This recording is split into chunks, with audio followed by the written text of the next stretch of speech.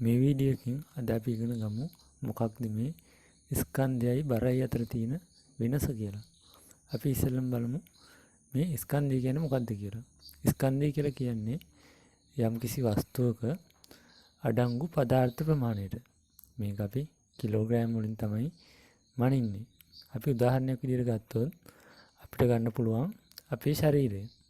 එතකොට අපේ ශරීරය පදාර්ථ ගොඩකින් තමයි හැදලා තියෙන්නේ. එතකොට අපි මේ ශරීරයට අයිති ද්‍රව්‍ය ප්‍රමාණය නැත්තම් මේ පදාර්ථ ප්‍රමාණය තමයි අපි ස්කන්ධය කියලා සලකන්නේ. එතකොට මේ අපේ තියෙන ස්කන්ධය අපි පෘථුවියේ හිටියත් අපි නැත්තම් හන්දට වගේ වෙන ග්‍රහ ලෝකයකට ගියත් නැත්තම් අභ්‍යවකාශයට ගියත් අපි මේ ස්කන්ධය වෙනසක් වෙන්නේ නැහැ. මොකද අපි හන්දට ගියා කියලා අපේ ශරීරයේ තියෙන පදාර්ථ ප්‍රමාණය අඩුවීමක් හෝ වැඩිවීමක් වෙන්නේ නැහැ. අපි කොතනකට ගියත්. ඒ හින්දා මේ ස්කන්ධය කියන එක අපි ඉන්න තැන අනුව වෙනස් වෙන දෙයක් නෙමෙයි. ඊළඟට අපි බලමු මොකද්ද මේ බර කියන්නේ කියලා. බර කියලා කියන්නේ යම්කිසි වස්තුවක් පොළොව වෙත ඇද ගන්නා බලයයි. එනම් ගුරුත්වාකර්ෂණය නිසා ඒ මත යෙදෙන බලයයි. මේක අපි නිව්ටන් වලින් තමයි මනින්නේ. කැපිටල් N අකුරෙන් තමයි සංකේතය තියෙන්නේ. ඒකට අපි උදාහරණයක් විදිහට ගත්තොත් අපි හිතුවොත් අපේ අතේ තියෙනවා පොඩි ගල් කැටයක්. එතකොට ඒ ගල් කැටයටත් තියෙනවා ස්කන්ධය පදාර්ථ ප්‍රමාණයක් තියෙනවා. එතකොට මේ පෘථිවිය ගුරුත්වාකර්ෂණ බලයෙන් මේ ගල් කැටයට පොළොව පැත්තට අදිනවා.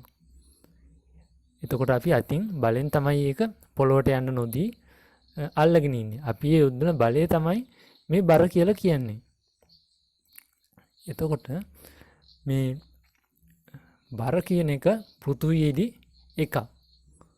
හඳේදී එකක්. මොකද මේක ගුරුත්වාකර්ෂණය ඉන්නේ. ගුරුත්වාකර්ෂණයෙන් හින්දා යෙදෙන බලයක්නේ. එතකොට හඳේදී තියෙන්නේ පොඩි ගුරුත්වාකර්ෂණයක්. එතකොට හඳේදී බර වෙනස් වෙනවා. අභ්‍යවකාශයේදී ගුරුත්වාකර්ෂණයක් යෙදෙන්නේ නැහැ. එතකොට බරකුත් නැහැ. බර බිඳුව කියලා තමයි සලකන්න වෙන්නේ. අපි ඒක තව උදාහරණකින් බලමු. ස්කන්ධය කිලෝග්‍රෑම් 6ක වස්තුවක් තියෙනවා. අපි ඒක පෘථුවියේදී තරාදියක දාලා ඒකේ තියෙන ස්කන්ධය මනිනවා.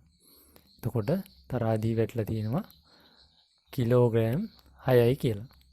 හරි.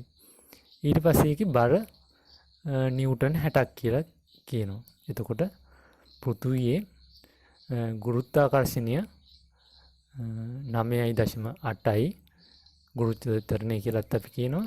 එතකොට ගුරුත්ව ත්වරණයේ ස්කන්ධී ගුණිතයක් ලෙස තමයි අපි මේ බර කියන අගය ගන්නෙ. ඒතකොට නිව්ටන් 60කින් පෙන්눔 කරන මේ කිලෝග්‍රෑම් 6ක ස්කන්ධයක් තියෙන වස්තුව. ඊළඟට අපි ඒ වස්තුවම අරගෙන ඒ තරාදියත් අරගෙන යනවා හඳට. ඊට පස්සේ හඳේදී ගිහින් මේකේ ස්කන්ධය මනිනවා. එතකොට මේකේ ස්කන්ධය පෙන්වන්නේ කිලෝග්‍රෑම් 1යි. මොකද හඳේ තියෙන්නේ අඩු ගුරුත්වාකර්ෂණයක්. ඒ වුණාට මේකේ ස්කන්ධය 6ම තියෙනවා. මොකද පදාර්ථ කිසිම දෙයක් අඩු වුන්නේ නැහැනේ. අනික මේක මේ තරාදිය ස්කන්ධය මනින්න හදපු තරාදියක්. එතකොට අපිට හඳේදී මේකේ බර හැටියට ගන්න පුළුවන්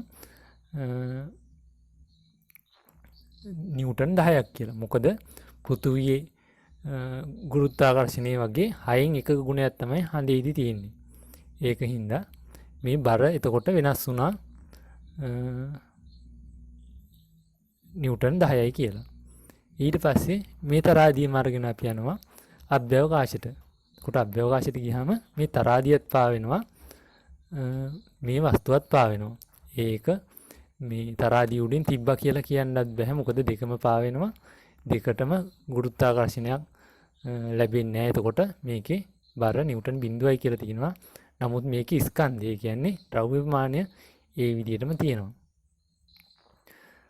එතකොට අපි සාමාන්‍යයෙන් අපි සමාජයේ කතා වෙන්නේ මේ බර කියන්නේ බර මනින්නේ කිලෝග්‍රෑම් වලින් කියලා.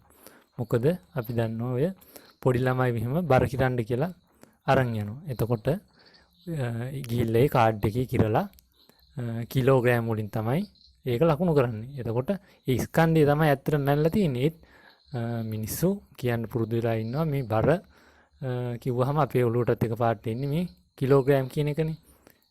අපිට ඇහිලා. එතකොට ඒක පොඩ්ඩක් මතක තියාගන්න ඕනේ. මොකද නැත්තම් මේක පැටලෙනවා. ස්කන්ධය මනින්නේ කිලෝග්‍රෑම් වලින්, බර මනින්නේ නිව්ටන් වලින්. මේකේ තව මොනවා හරි තේරෙන්නේ නැති දෙයක් තිබුණා නම් පහලින් කමෙන්ට් කරන්න.